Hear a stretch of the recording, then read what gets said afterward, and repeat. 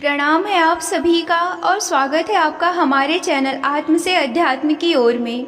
आज हम इस वीडियो के माध्यम से जानेंगे द्वितीय स्कंद के तीसरे अध्याय के विषय में। सतगुरु सतनाम आदि माता अलख निरंजन होवहु वांछित फल दुहक भंजन। ओम श्री गणेशाय नमः। अथ तृतीयो अध्याय। शीर्षक कामनाओं के अनुसार विभिन्न देवताओं की उपासना तथा भगवत भक्ति के प्राधान्य का निरूपण। आइए अब कथा का आरंभ करते हैं। श्री सुखदेव जी ने कहा, परीक्षित, तुमने मुझसे जो पूछा था कि मरते समय बुद्धिमान मनुष्यों को क्या करना चाहिए, उसका उत्तर मैंने तुम्हें दे दिया। जो ब्रह्मा तेज का इच्छुक हो उसे बृहस्पति की, जिसे इंद्रियों की विशेष शक्ति की कामना हो वह इंद्र की, और जिसे संतान की लालसा हो वह प्रजापतियों की उपासना करे। जिसे लक्ष्मी चाहिए वह माया देवी की, जिसे तेज चाहिए वह अग्नि की, जिसे धन चाहिए वह वसुओं की, और जिसे प्रभावशाली पुरुषों की वीरता की चाह हो उसे रुद्रों की उपासना करनी चाहिए। जिसे बहुत अन्न प्राप्त करने की इच्छा हो वह अदिति का, जिसे स्वर्ग की कामना हो वह अदिति पुत्र देवताओं का, जिसे राज्य की अभिलाषा हो वह विश्व देवों का, और जो प्रजा को अपने अनुकूल बनाने की इच्छा रखता हो उसे साध्य देवताओं का आराधना करनी चाहिए। आयु की इच्छा से अश्वनी कुमारों का, पुष्टि की इच्छा से पृथ्वी का, और प्रतिष्ठा की चाह हो तो लोक माता पृथ्वी और आकाश का सेवन करना चाहिए। सौंदर्य की चाह से गंधर्वों की, पत्नी के प्राप्ति के लिए उर्वशी अप्सराओं की, और सबका स्वामी बनने के लिए ब्रह्मा की आराधना करनी चाहिए। जिसे यश की इच्छा हो वह यज्ञ पुरुष की, जिसे खजानों की लालसा हो वह वरुण की, जिसे विद्या प्राप्त करने की आकांक्षा हो तो वह भगवान शंकर की, और जिसे पति पत्नी में परस्पर प्रेम बनाए रखने के लिए कामना हो तो वह पार्वती जी की उपासना करें। धर्म उपार्जन करने के लिए भगवान विष्णु की, वंश परंपरा की रक्षा के लिए पितरों की, बाधाओं से बचने के लिए यक्षों की, और बलवान होने के लिए मधुरंगों की आराधना करनी चाहिए। राज्य के लिए मनवंतरों के अधिपति देवों को, अभिचार के लिए निष्कृतियों को, भोगों के लिए चंद्रमा को, और निष्कामता प्राप्त करने के लिए परम पुरुष नारायण को भजना चाहिए। और जो बुद्धिमान पुरुष हैं वह चाहे निष्काम हो, समस्त कामनाओं से युक्त हो अथवा मोक्ष चाहता हो तो उसे तीव्र भक्ति योग द्वारा केवल पुरुषोत्तम भगवान की ही आराधना करनी चाहिए। जितने भी उपासक हैं उनका सबसे बड़ा हित इसी में है कि वे भगवान के प्रेमी भक्तों का संग करके भगवान में अविचल प्रेम प्राप्त कर लें।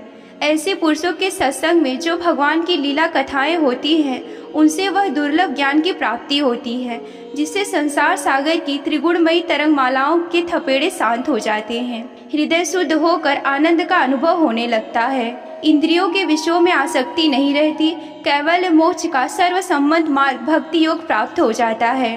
भगवान की ऐसी रसमयी कथाओं का चस्का लग जाने पर भला ऐसा कौन होगा जो उनसे प्रेम ना करे। सौनक जी ने कहा कि सूत जी, राजा परीक्षित ने सुखदेव जी की यह बात सुनकर उनसे और क्या पूछा।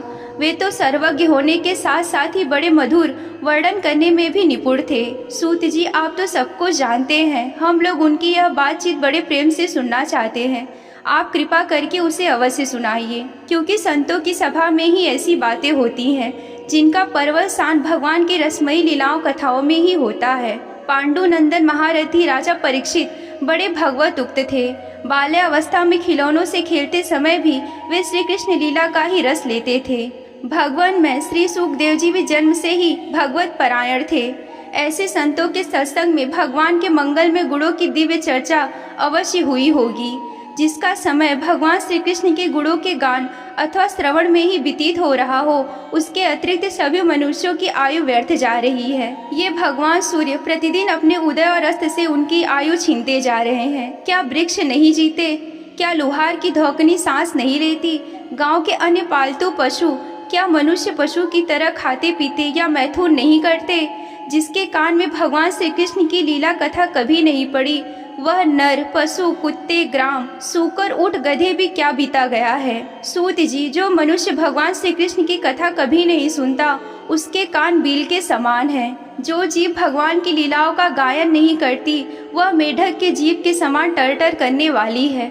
उसका तो ना ही रहना अच्छा होगा। जो सिर कभी भगवान श्री कृष्ण के चरणों में नहीं झुकता वह रेशमी वस्त्र से सुसज्जित और मुकुटों से युक्त होने पर भी बोझा मात्र ही प्रतीत होता है। जो भगवान की सेवा पूजा नहीं करते वे सोने से कंगन से भूषित होने पर मुर्दे के हाथ के समान हैं। जो आंखें भगवान की याद दिलाने वाली मूर्ति, तीर्थ, नदी आदि का दर्शन नहीं करती, वे मोरों के पंख के बने हुए आंखों के चिन्ह के समान निरर्थक है। मनुष्यों के वे पैर चलने की शक्ति रखने पर भी ना चलने वाले पेड़ के जैसे ही हैं, जो भगवान की लीला स्थलियों की यात्रा नहीं करते। जिस मनुष्य ने भगवत प्रेमी संतों के चरणों की धूल कभी सिर पर नहीं चढ़ाई, वह जीता हुआ भी मुर्दों के समान है। जिस मनुष्य ने भगवान के चरणों पर चढ़ी हुई तुलसी की सुगंध लेकर उसकी सराहना नहीं की, वह सांस लेता हुआ भी श्वास रहित शव है। सूत जी, वह हृदय नहीं लोहा है जो भगवान के मंगल में नामों का श्रवण कीर्तन करने पर भी पिघल कर उन्हीं की ओर नहीं जाता। जिस समय हृदय पिघल जाता है, उस समय नेत्रों से आंसू छलकने लगते हैं और शरीर का रोम रोम खील उठता है। प्रिय सूत जी, आपकी वाणी हमारे हृदय को मधुरता से भर देती है। इसीलिए भगवान के परम भक्त आत्मविद्या विशारद श्री सुखदेव जी परीक्षित के सुंदर प्रश्न करने पर जो कुछ कहा, वह संवाद आप कृपा करके हम लोगों को सुनाइए। यहीं पर श्रीमद् भागवत महापुराण के द्वितीय स्कंद का 3रा अध्याय समाप्त होता है। अगर आप श्रीमद् भागवत महापुराण की कथा विस्तार पूर्वक यूं ही सुनना चाहते हैं तो हमारे चैनल आत्म से अध्यात्म की ओर को सब्सक्राइब कर लें। आज के वीडियो में बस इतना ही। मिलते हैं अगले वीडियो में। तब तक के लिए आप सभी को जय आदि शक्ति भोलेनाथ जी। हर हर महादेव।